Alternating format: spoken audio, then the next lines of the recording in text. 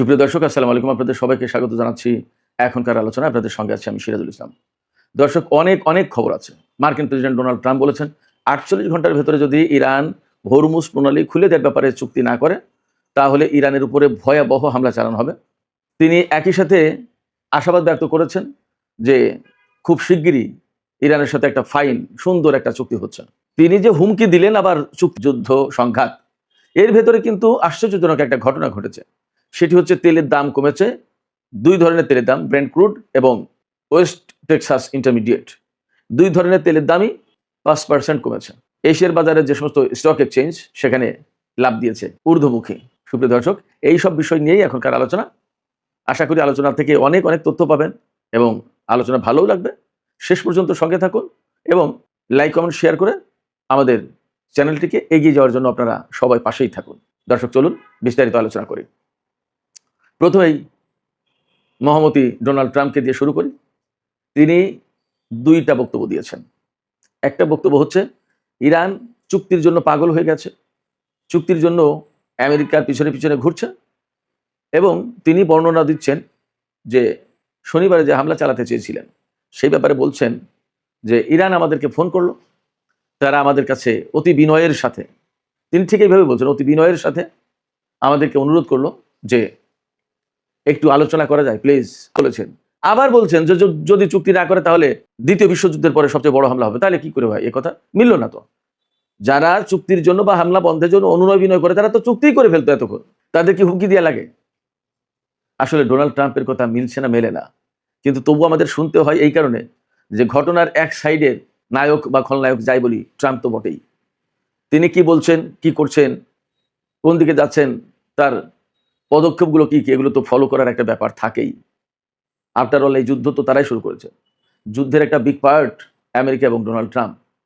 সেক্ষেত্রে তাদের এই সমস্ত কথা, রিপিটেশন, একই কথা বারবার ঘুরিয়ে ফিরিয়ে নানান রকমের সত্য মিথ্যার মিশেল দিয়ে বাট আমাদেরকে শুনতে হয়, উপায় তো নেই, আলোচনাও করতে হয় যে এই বললেন তিনি, এই হলো। তো সেক্ষেত্রে তিনি যে কথা বলছে যে ৪৮ ঘন্টার ভিতরে চুক্তি হয়ে যাবে এবং হুমকি দিচ্ছেন, এই হুমকি যতক্ষণ পর্যন্ত বন্ধ না হবে ততক্ষণ পর্যন্ত আলোচনায় যাবে না, চুক্তি হবে না ইরান। এটা ইরানের পক্ষ থেকে বক্তব্য। গতকাল কিন্তু আমি খবর দিয়েছিলাম ইরানের বিশেষজ্ঞ পরিষদ থেকে এই ধরনের আলোচনায় যাওয়ার ব্যাপারে নিষেধ করা। সৌদি, ইরাক, সংযুক্ত আরব আমিরাত সবাই। সেক্ষেত্রে হরমুজ প্রণালী তো এই আঞ্চলিক দেশগুলোর জন্য খোলা প্রয়োজন। হয়তো তারা মিলে আলোচনা করছে, সেখানে ইরান শর্ত দিয়েছে। আমি আপনাদেরকে 4টা শর্ত জানাচ্ছি, খুব ইন্টারেস্টিং। হরমুজ প্রণালী এলাকা থেকে আমেরিকার নৌ অবরোধ ইমিডিয়েটলি, খুবই দ্রুত তুলে নিতে হবে, নাম্বার 1। নাম্বার 2, ইরানের তেল, গ্যাস এবং তেলজাত পণ্য যে রপ্তানি করে এটার উপরে আমেরিকার যে নিষেধাজ্ঞা আছে সেই নিষেধাজ্ঞা তুলে নিতে হবে। 3 হচ্ছে হরমুজ প্রণালী দিয়ে যে সমস্ত জাহাজ চলাচল করবে তাদের উপর থেকে ফি আদায় করবে, সে যে নামেই হোক না কেন। এই ফি আদায় করবে ইরান এবং এটা বৈধ বলে মেনে নিতে হবে। নাম্বার 4, হরমুজ প্রণালী দিয়ে পারস্য উপসাগরের যে সমস্ত জাহাজ প্রবেশ করবে, ঢুকবে, সেই সমস্ত জাহাজের উপরে পূর্ণ কন্ট্রোল থাকবে ইরানের। অর্থাৎ কোনটা যাবে, কোনটা ঢুকতে পারবে, কোনটা ঢুকতে পারবে না, এটা ইরান ঠিক করবে। আর যে সমস্ত জাহাজ পারস্য উপসাগর থেকে বের হবে তাদের উপরেও অবজারভেশন চালাতে পারবে, তাদের দেখভাল করবে বা তাদের উপর পর্যবেক্ষণ চালাতে পারবে ইরান। এই 4টা শর্ত মেনে নিতে হবে, তাহলে ইরান হরমুজ প্রণালী খুলে দেবে। এখন এই বিষয়গুলো এই যারা আলোচনা করছে, মধ্যপ্রাচ্যের উপসাগরীয় অঞ্চলের দেশের যে সমস্ত নেতারা আলোচনা করছে, হয়তো তারা মেনে নিতে বাধ্য হবে, উপায় তো নেই। তা না হলে তো হরমুজ প্রণালী খুলছে না এবং তাদের ব্যবসা বাণিজ্য সমস্ত সবকিছু শেষ। গতকাল বলেছিলাম, আরামকোর সিও তিনি জানিয়েছেন কি, যে এই যুদ্ধ শুরুর পর থেকে অর্থাৎ হরমুজ প্রণালী বন্ধের পর থেকে পর্যন্ত 260 কোটি ব্যারেল তেল আন্তর্জাতিক বাজারে যেতে পারেনি। এখন পরিস্থিতি আরো খারাপ। আমি একটু আগেই বলেছি যে ইয়েমেনের হুতিরা বাব আল মানদেব প্রণালী এবং লোহিত সাগর যেটা অবরোধ আরোপ করেছে, যে সেখান থেকে সৌদি আরবের কোনো জাহাজ যেতে আসতে পারবে না। সৌদি ইয়েমেনিরা যে লোহিত সাগর অবরোধ আরোপ করেছে, বাব আল মানদেব প্রণালীতে জাহাজ যেতে দিচ্ছে না সৌদি তেল নিয়ে। এই ব্যাপারে পাকিস্তান এবং চীনের ব্যাপারে ইয়েমেনিরা কিন্তু ভিন্ন ঘোষণা দিয়েছে, ভিন্ন দৃষ্টিভঙ্গি তাদের। পাকিস্তানের জাহাজকে এবং চীনের জাহাজকে তারা যেতে দিয়েছে। এই পর্যন্ত যতদূর জানতে পারলাম, সৌদি আরব থেকে তেল নিয়ে চীনের 21টি জাহাজ বাব আল মানদেব প্রণালী পার হয়েছে, যতদূর মনে পড়ছে, যতদূর জানতে পারলাম। এবং পাকিস্তানেরও 1-2 জাহাজ পার হয়েছে, এদের সাথে এক ধরনের সমঝোতা হয়েছে। বাট মোটা দাগে সৌদি আরবের কোনো তেল এবং সৌদি আরবের কোনো জাহাজ ইয়েমেনিদের সম্মতি ছাড়া বের হতে পারছে না, বের হতে পারবে না। এদিকে গত রাতে দুবাইয়ের জেবেল আলী বন্দর এবং জেবেল আলী শিল্পাঞ্চল, এই শিল্পাঞ্চল, এখানে সারা বিশ্বের খুব নামি দামি বড় বড় বহু কোম্পানির অফিস আছে, কারখানা আছে। এখানে হামলা হয়েছে, অন্তত সাতটি বিস্ফোরণ হয়েছে। এই বিস্ফোরণ এবং এই হামলা কারা করেছে এটা পরিষ্কার না, তবে ধারণা করা হচ্ছে বা অনেকেই সন্দেহ করছে যে ইয়েমেনের হুতিরা করে থাকতে পারে। এই হামলার অর্থাৎ বিস্ফোরণের পর কালো ধোঁয়ায় ছেয়ে যায়, ধোঁয়া এবং আগুনের কুণ্ডলি উঠতে দেখা যায়।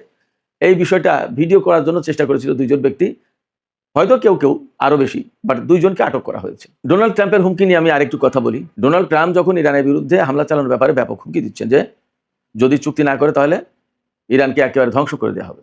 খুব বাস্তব কথা হচ্ছে কি জানেন, আমেরিকার এই অবস্থায় যদি আমেরিকা ইরানের উপর হামলা চালায় তাহলে ইরান যে পাল্টা হামলা চালাবে সেই হামলা ঠেকানোর মতো অবস্থা তাদের নেই। যার কারণে মার্কিন সামরিক বাহিনী প্রচন্ড বিরোধিতা করেছে ডোনাল্ড ট্রাম্পকে, যে না স্যার, এই হামলা চালানোর জন্য, এই হামলা হলে ভয়ঙ্কর ক্ষতি হবে, ঠেকাবো কি দিয়ে। শুধু তাই না, মজার ব্যাপার হচ্ছে যে এই যুদ্ধকে কেন্দ্র করে 28শে ফেব্রুয়ারি যে যুদ্ধ শুরু হলো সেই থেকে এই পর্যন্ত বহু সংখ্যক মার্কিন জেনারেল, কর্নেল, মেজর জেনারেল, বিভিন্ন পর্যায়ে বহু সংখ্যক সেনা কর্মকর্তাকে বহিষ্কার করা হয়েছে, পদত্যাগ করতে বাধ্য করা হয়েছে। কেউ কেউ এমনি পদত্যাগ করে চলে গেছে এই যুদ্ধকে কেন্দ্র করে, মানে বিশৃঙ্খলা, মিসম্যানেজমেন্টের কারণে।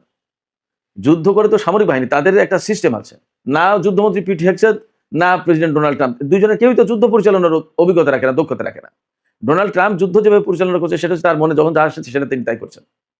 জেনারেলরা পাগল হয়ে যাচ্ছে যে কখন কোন অর্ডার দিয়ে বসে কিভাবে কি করবো, স্বাভাবিক হবে। অতএব এই আশায় সবাই আবার লেনদেন শুরু করেছে খুব ভালোভাবে, কিন্তু এটা আসলে কতটুকু থাকে সেটা দেখার ব্যাপার। সুপ্রিয় দর্শক, এখনকার আলোচনা এখানে শেষ করতে চাইছি। যাবার আগে আপনাদের কাছে জানতে চাই যে ইরানের সাথে আমেরিকার যে চুক্তির কথা শোনা যাচ্ছে, আসলে কি এটা আমেরিকাকে বাদ দিয়ে আঞ্চলিক দেশগুলোর সাথে ইরানের একটা চুক্তি হতে পারে? সাবস্ক্রাইব করে সাথেই থাকবেন। দর্শক, আপনাদের সবাইকে অনেক অনেক ধন্যবাদ জানিয়ে এখনকার আলোচনা এখানে শেষ করছি। সবাই অনেক অনেক ভালো থাকুন। আল্লাহ হাফেজ।